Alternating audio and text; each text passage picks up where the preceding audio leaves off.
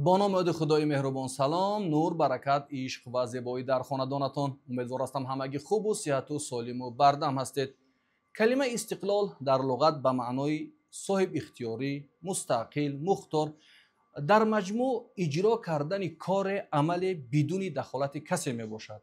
اما استقلال دولتی برای یک کشور این است که این دولت سیاست‌های داخلی و خارجی خودش معین می‌کند و آنها را در عمل تطبیق می‌کند.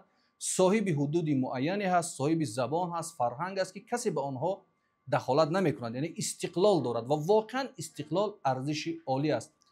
استقلال پیش از همه که در شعارها باشد، در جشن‌ها باشد، در منبرها باشد، پیش از همه باید در افکار مردم شکل بگیرد، در ذهن مردم شکل بگیرد. یعنی مردم هر کشور، هر دولتی که هر چی بیشتر استقلال خواه باشند، مردم آزاد باشند، آزاد فکر باشند، اندیشه آزاد داشته باشند، در تصمیم گیری ها فعال باشند، واقعا از این برمیآید که استقلال این کشور مستحکم و قوی و دخل ناپذیر است.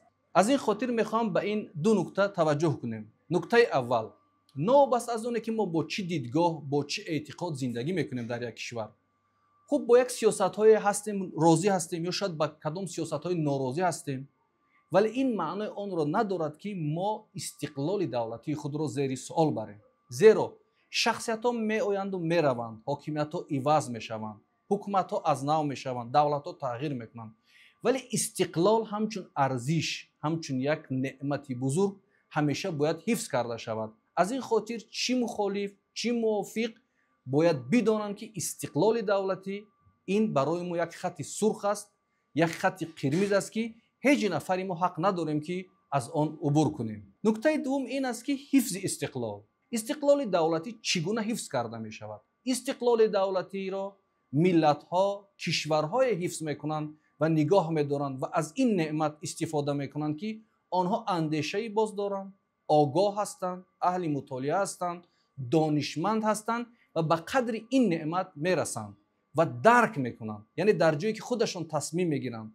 آواز آنها قدر کرده می شود، موقع آنها قدر کرده می شود، آنها عزتمند و سربلند و کشوری پیشرفته می شوند که مفهوم استقلال اولا درست درک بکنند و ثانیاً به قدرش برسند. بار دیگر میگویم که استقلال را همچون یک ارزش، همچون یک مقدسات، نابسته در کدام اندیشه، حزب، گروه یا جناح سیاسی هستیم حفظ باید کنیم و مثل گوهرک چشم آن را احتیاط کنیم. استقلال تاجیکستان عزیز را به یکایک شما عزیزان، خصوصا به آنهایی که اندیشه استقلال خواهی دارند، افکار استقلال خواهی دارند، آزاده و وارسته و اصالت دارند، این جشن را تبریک میگویم. همچنین به کل شهروندانی که در خارج کشور زندگی میکنند یا در داخل تاجیکستان زندگی میکنند این جشن را مبارکباد گفته برایتان پیروزی، کامگاری، سعادتمندی و سربلندی را تمنا دارم.